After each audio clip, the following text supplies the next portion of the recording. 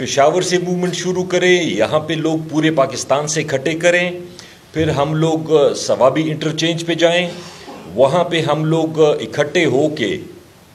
1 دن 2 دن 3 دن کہ اتنی اسٹرینتھ جمع ہو جائے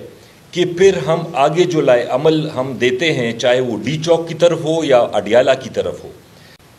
پشاور سے موومنٹ شروع کریں، یہاں پہ لوگ پورے پاکستان سے اکٹھے کریں، پھر ہم لوگ ثوابی انٹرچینج پہ جائیں، وہاں پہ ہم لوگ اکٹھے ہو کے 1 دن 2 دن 3 دن کہ اتنی اسٹرینتھ جمع ہو جائے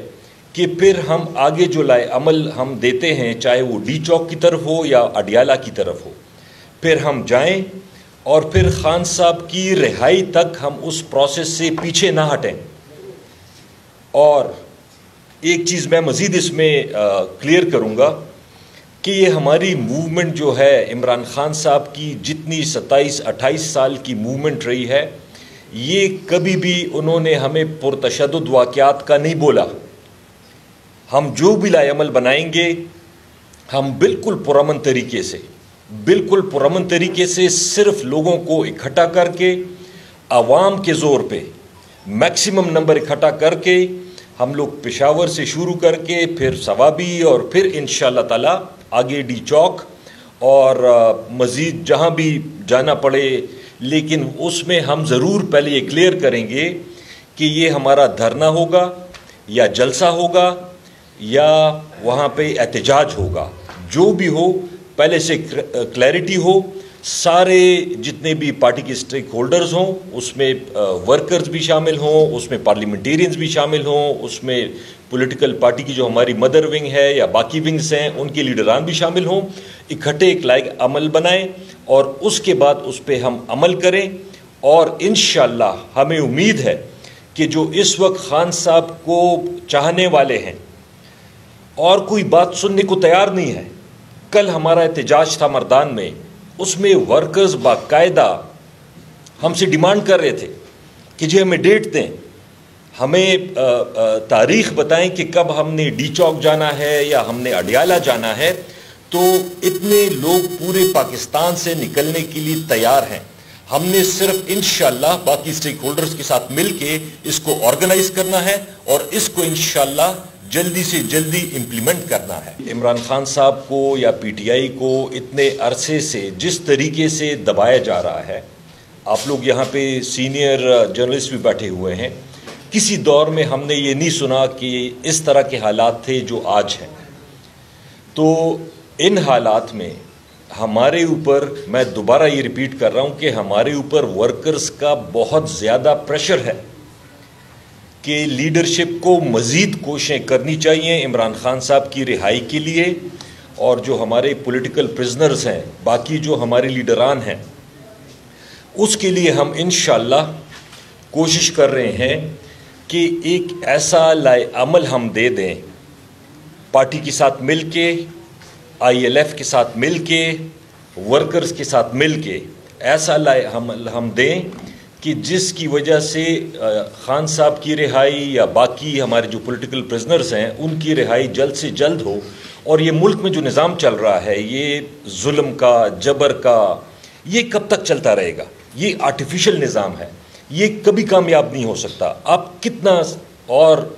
پاکستان کی کاسٹ پہ